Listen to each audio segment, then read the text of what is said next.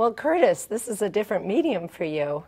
Yes, it is. Yeah. Usually the good thing about being a newspaper writer is you get to go back to the office and make it up on your own, and no one's around, and then by the time they pick it up the next morning and read it, you're back home hiding. So and on to the next day. Yeah, my prized anonymity is about to deteriorate. It certainly is, because you'll be seen every day, several times a day. So, well, there you go. What made you decide to do this show? And let's tell our audience the name of the show. The show is called Usually Reserved, the same as my newspaper column in the Daily Sun, and I called it that because I wanted it to be part of that. You know, the column tries to be part of the civic conversation.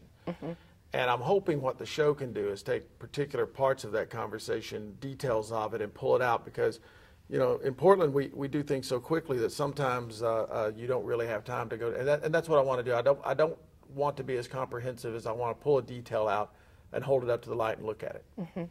I think that sounds great, and there are a lot of details about Portland. Oh yeah, there are a lot of details, and every one of our big public discussions, they might be about specific things, but pretty soon you get back to the idea of what kind of city are we going to be? Are we going to be a tourist city with like a well-rounded visitor experience, or are we going to be a more of a gritty artistic city?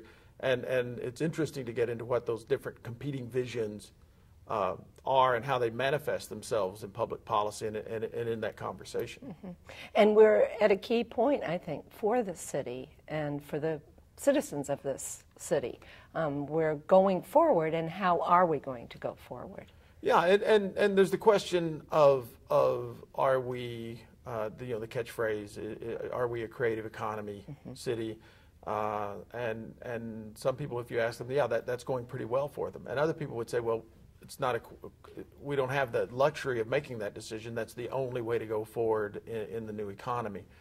And I think a lot of communities are probably having very similar discussions. The thing about Portland is a lot of the things that other communities would have to talk about, with a vibrant art community, a vibrant downtown. We already have those.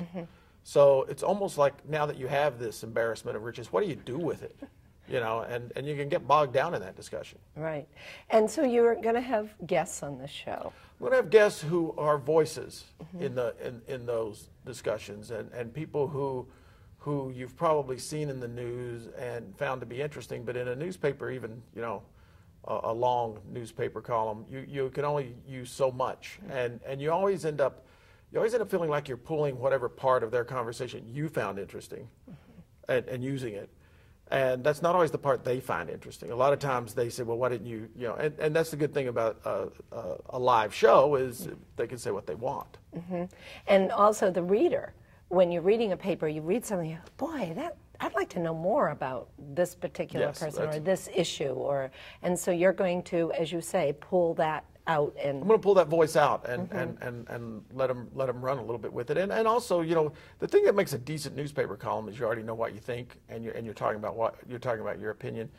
A lot of times on different issues, you go back and forth. And one of the good things about pulling someone out from the conversation is that you get a chance to say, well, you know, I think this and this and this, and it's good to bounce that off them. And newspapers are not a tremendous format for that, and you know, a TV conversation is. Yeah, I think it'll be a lot of fun, and it'll be on Monday nights at 7:30 on Channel 5, and it'll air other times as well, but that'll be sort of the prime time. And your first guest? My first guest, my first issue, will be. And I think of it that way. I think of the first conversation, if you will. It's going to be about graffiti, and we'll have a guest who is let's just say a well-known graffiti artist, and an interesting person because it's someone who really, I think, sees both sides. They're mature enough so that they see the landowner, the property owner side of the graffiti issue, and graffiti is one of those issues that's more than it seems to be on the surface. Because when you used to, you know, well, let's not give too much away now. Yes, we've got to wrap this up. Okay. But I'm looking forward to the show, and I know you're looking forward to doing a little bit more. So there's two. Yeah, two of us will be watching. we're beginning a cult already. Thanks for coming in today. Thank you for having me. All right.